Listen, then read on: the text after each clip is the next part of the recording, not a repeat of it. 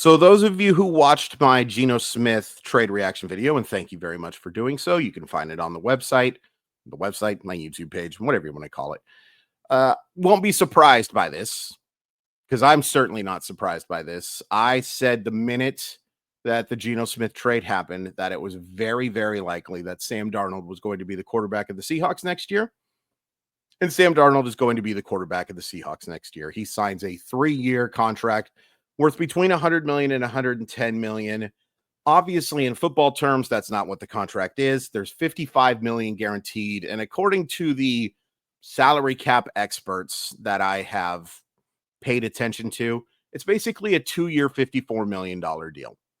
That's what Sam Darnold signs for. And we'll talk about it. I'm okay with this. I'm more okay with this than I thought I would ever be. For those of you who have followed me for a long time, and I sure do appreciate it, and I can only apologize for, everything. I have been a bit of a Sam Darnold doubter since he was at USC. I had question marks about his ability to handle pressure. And we'll talk about it, but I still have some question marks about how he's going to handle pressure. But it's weird to me that I'm very okay with this signing because I never thought I would be okay with Sam Darnold being the starting quarterback of my favorite football team. But here we are. So let's go back and take a look at Sam Darnold's history, right? He is the overwhelming favorite to be the first pick of the 2018 draft coming into, I believe, his redshirt sophomore season. It could have been his redshirt junior. It doesn't matter. He only plays okay. Very off and on. Some great moments, some not so great moments. Baker Mayfield ends up being that first quarterback taken, but Darnold goes to the Jets with the 3rd overall pick. He spends 3 years with the Jets. It doesn't go great. His first year, he completes only 57.7% of his passes with a 17-15 touchdown to interception ratio, a QBR of 45.9. Rookie, but yuck. Second year, a little better in some ways and not in others. 61.9% completion percentage is a jump. 19-13 touchdown interception ratio, jump, but not great. And his QBR actually drops to 45.6. Now, QBR is a very flawed stat. Okay, but we'll use it for the sake of the fact that these are not very good, right? It helps make our case, and we love to use numbers to help make our case. 2020, his final year with the Jets, he gets 12 games. By the way, he never played more than 13 games in a season with the Jets. 9-11 touchdown interception ratio, 59.6% completion percentage, a 32.9 QBR. He gets dumped. He goes to the Panthers. Spends 2 years there, basically a season and a half as a starter, 12 games in the first year, 9 touchdowns, 13 interceptions, 59.9% completion percentage, and then 6 games in 2022 with a 7-3 touchdown to interception ratio and a 58.6% completion percentage. Now, his QBR did jump into the 50s for the first time, so that's good. He joins the 49ers in 2023 to be the backup. Now, there was talk of him being 3rd string because of Trey Lance, but he ends up winning the job over Trey Lance. Boy, Trey Lance, that didn't work out very well, did it? Backs up Brock Purdy, 10 games, 2-1 touchdown interception ratio. He doesn't play nearly enough to. But there's talk of Darnold making improvements, making adjustments. And part of that working with Mike Shanahan, of course, but also with Clint Kubiak. Clint Kubiak, who is now the Seahawks offensive coordinator. He signs a 1-year deal with Minnesota. The expectation is that he will be the backup to J.J. McCarthy, but if McCarthy isn't ready to go, Darnold gets the job. Well, Darnold really impresses in camp. J.J. McCarthy gets injured, so Darnold was going to be the starter no matter what. But let's just be honest here. Sam Darnold was awesome in 2024.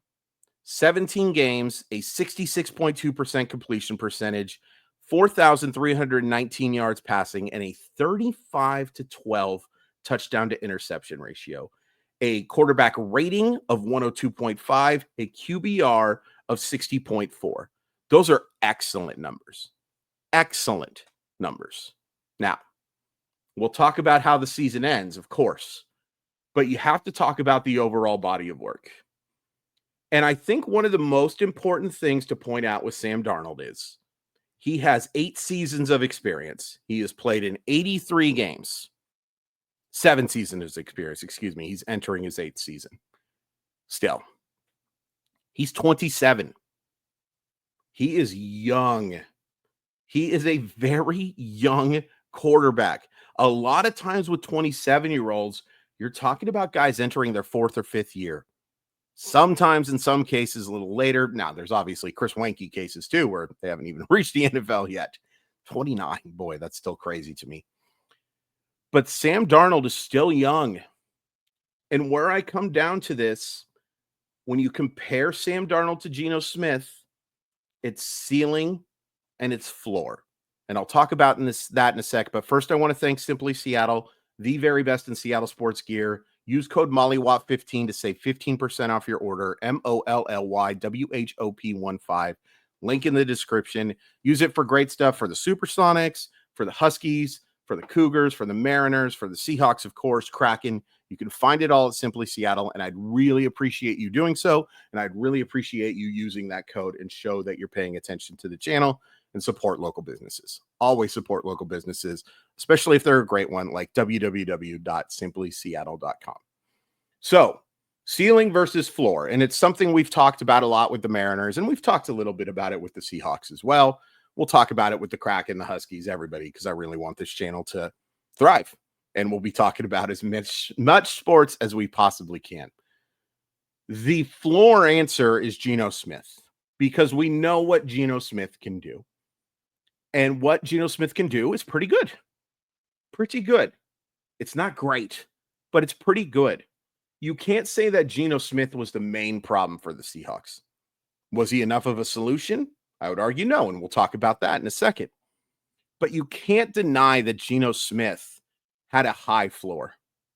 You can't deny that Geno Smith was an accurate quarterback, one of the best in terms of when you look at the analytics at ball placement in the sport. That's important. That's important.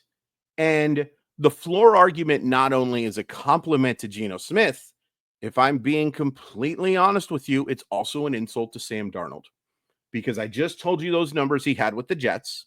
Sure, they were a while ago, but they're there. And the numbers with the Panthers are there. He has 1 season of being a quality quarterback. 1. And we have to talk about how that season ended for him. Because look, he leads I believe they finished 14-3, but they have a chance with a win over the Detroit Lions in the final week of the season to take the number 1 overall seed in the NFC. And he was horrendous. 18 for 41, 166 yards. That's a 4-yard average per pass. 3 carries for 10 yards if you're into that sort of thing. And he just missed on so many throws. He only takes the 2 sacks. We'll talk about sacks in a second. But it was brutal. I remember that game very, very well. Not because I thought Sam Darnold was a possibility to be the Seahawks quarterback, but because I was just so curious to see how they were going to play against a really good Detroit team. And to say he didn't live up to expectations, or at least the numbers that he was putting up prior to that, are an understatement. He was dreadful. And they lose, so they have to go on the road. For those who forget, that's a game against everyone's favorite team, the Los Angeles Rams. That game gets moved to Mondays because of the horrific wildfires, and it also gets moved to Arizona. Not using that as an excuse. I'm just painting a picture. And he wasn't good. 25 for 40 is not bad. It's 62.5% completion percentage, 245 yards with a touchdown and an interception, adds 19 yards on the ground. But he missed on some throws, and he took 9 sacks. Now, Do the Rams get credit for an excellent defensive scheme? Of course they do. Does Darnold get a little bit of a pass because the offensive line was so bad in that game? Sure. You take 9 sacks. At least some of that onus is on you, buddy. And he just didn't look comfortable. He didn't look comfortable against the Lions. He didn't look comfortable against the Rams. I will say this about Geno Smith. There is an issue with talent, I think, and at times decision making. Some of those throws in the red zone were dreadful, and I don't want to get too deep into it. I think there were some issues with body language and leadership at times too. Okay, but I never thought the moment was too big for Geno Smith. The ability may have been too big for Geno Smith to take you past the first round of the playoffs or even get you into the postseason. But I never got that feeling with Geno Smith. I'll keep it 100 with you. I can't say that I'm as confident in Sam Darnold. I've had worries about him since USC, like I said. His footwork changes. There's a famous thing with Sam Darnold about seeing ghosts, right? You've all heard it. It was mic'd up, and it was the one thing apparently you never want to hear a quarterback say. Not apparently. It's the one thing you don't want to hear a quarterback say. You can't ignore that. And the reason you can't ignore that in particular is the Seahawks offensive line sucks. It's bad. Charles Cross is an above average left tackle. Abraham Lucas, when healthy, is a solid right tackle. I think Christian Haynes still has a future in the NFL.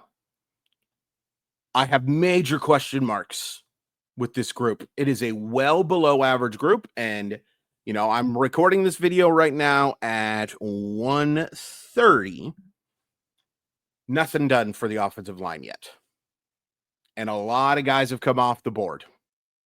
Literally just before I started recording, I saw that Laramie Tunsil was traded to the Commanders. Now, I wouldn't want anything to do with Laramie Tunsil, but there are teams making moves for offensive linemen, and so far, the Seahawks haven't done anything.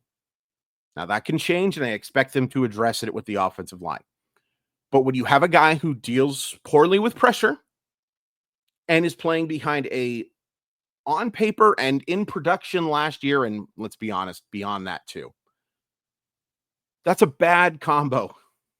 It is a bad combo to have your quarterback have issues with pressure when you have an offensive line that's going to give up a lot of it. It's also worth pointing out that Sam Darnold, and again, this is all the cases for Geno over him. We're talking about floor, right? It's worth pointing out that Sam Darnold got to throw to Justin Jefferson, maybe the second best wide receiver in football, certainly in the top 3 or 4, Jordan Addison and TJ Hawkinson. With the trade of DK Metcalf, and I didn't record a video for that because it was on my birthday, it is what it is. I would have preferred to kept DK. I think a second-round pick is right around the value you were going to get. But there's no denying that the Seahawks wide receiver room is now bad. It's going to get better. Jackson Smith-Njigba, I do believe, is a legitimate number 1 option. They don't have a legitimate number 2 or number 3 yet. That'll change. That'll change for sure through the draft and through free agency. I'm more confident in them addressing that position. I don't think Jake Bobo is going to start a wide receiver for the Seahawks. But the weapons are different. And all due respect to Clint Kubiak, and those of you who know me know that I would have preferred to keep Ryan Grubb, and I would have loved to see Darnold in a Ryan Grubb offense, let's just get that out there. But the weapons are different and the coaching staff is different. Clint Kubiak is not as good of offensive mind as Kevin O'Connell, in my humble estimation. So there's the reason why the floor is higher for Geno Smith. You know what he could do, for better or worse, but you knew what he could do. And Sam Darnold at times has been really bad. Now, the ceiling. We've seen Geno Smith's ceiling, and it wasn't good enough. It flat out wasn't good enough. He has to be your starting quarterback long-term, has to be able for me to take you far. Geno Smith is at the age and at the experience level where we know what is capable of. We know. We absolutely know. Sam Darnold was a elite quarterback for the majority of 2024. And sure, yeah, it helps that you have the offensive mind, helps that he played behind a really good defense. It helps that he had a lot of help with his offensive coach or his coaching staff. But he got it done. He got it done until the last 2 weeks. But I can't just throw away 15 weeks of being one of the best quarterbacks in football. If you watched him play against the Seahawks this year, he was so good. He made such great, timely throws. Throws that Geno Smith, I don't think can make. And, there was a 5-touchdown performance against Atlanta. He had a streak basically from middle November until that game against Detroit where he was as good as anybody. Now, I did have a 3-interception game against the Jaguars, and 12 interceptions is about the limit that I'm looking for. Geno threw 14. That's too many, in my opinion. But he had some streaks where he looked like a legitimate MVP contender. You can't say that for Geno. You can't. And Sam Darnold is at least, I should have Geno's birthday in front of me. I don't. At least 6 years younger. I think it's 7. It could be 8. There's still so much more upside to me in Sam Darnold. So much more. Now, there's risk with it too. Because if he reverts back to Jets version, and I don't think he will, I don't think he's as good as he was last year, but I don't think he's nearly as bad as he was with the Jets. There's the chance of that happening, though. It's very unlikely that Geno reverts back to his version of when he was with the Jets, right? Based on what we saw for 3 years. It's much more likely if one of them is going to stink out loud that it's going to be Darnold.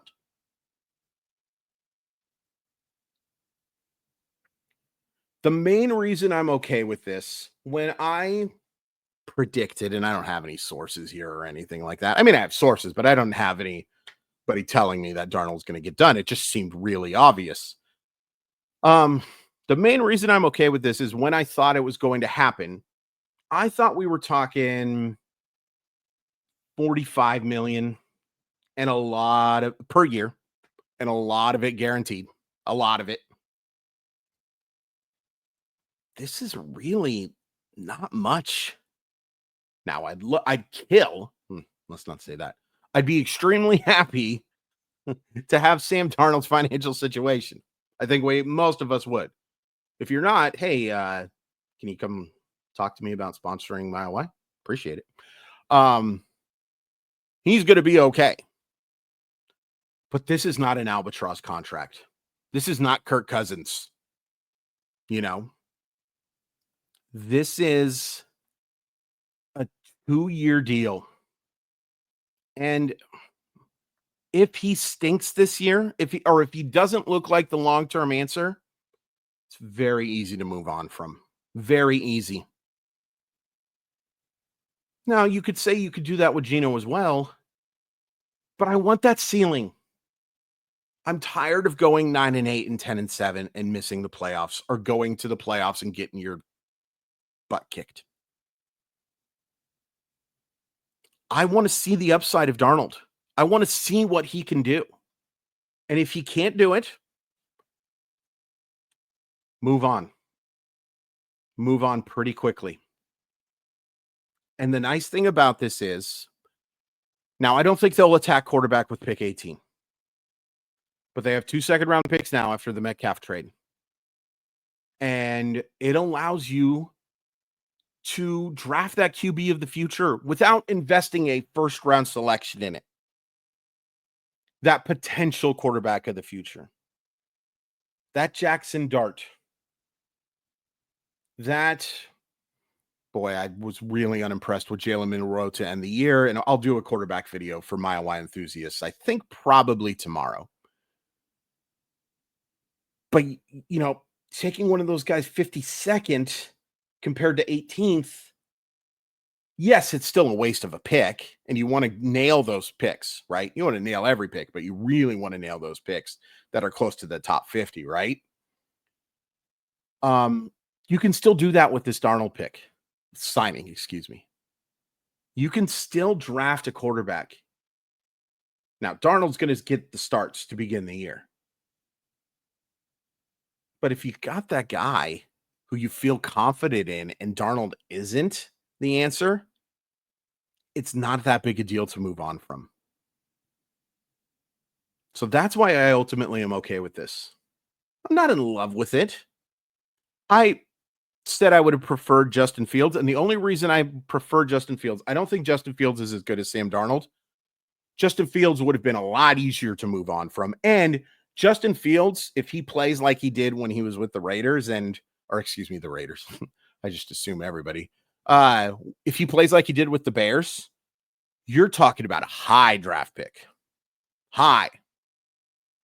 Still a chance that the Seahawks could stink enough in this division, particularly, that you have that high draft pick. But that's kind of why I preferred Fields, is because now he gets a 2-year, $40 million deal with $30 million guaranteed. Very easy for the Jets to move on from that as well.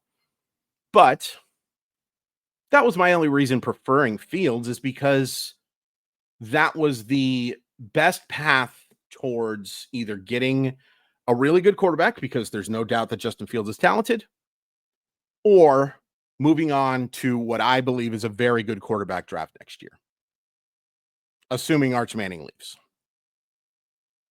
So you got your quarterback. By the way, love the Ernest Jones re-signing for $333. That was a great piece of business.